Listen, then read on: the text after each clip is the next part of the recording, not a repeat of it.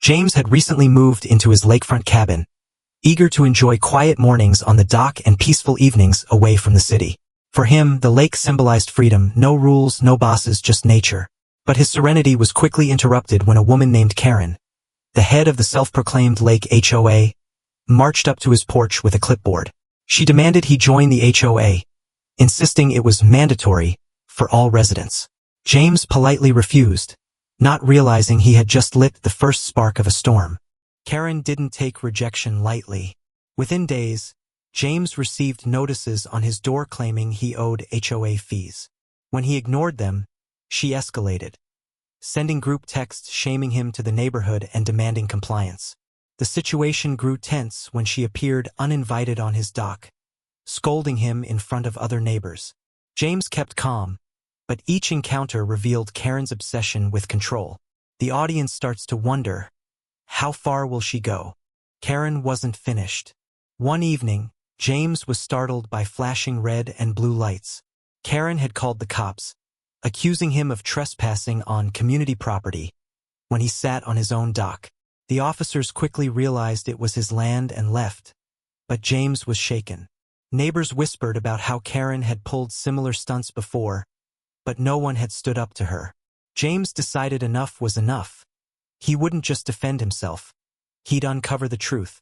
James spent days digging through property records, deeds, and county maps. What he found shocked even him. Not only was his cabin fully outside the HOA's jurisdiction, but Karen herself was renting her home. And more importantly, she was renting it from him. Years earlier, James's late uncle had left him ownership of multiple lake properties, including the very house Karen lived in. Karen wasn't the ruler of the lake. She was his tenant. James didn't confront Karen right away. Instead, he let her continue her harassment, collecting texts, letters, and police reports as evidence. Meanwhile, he prepared the paperwork for a formal notice. The dramatic irony builds. Karen had no idea she was digging her own grave while living under his roof. Literally.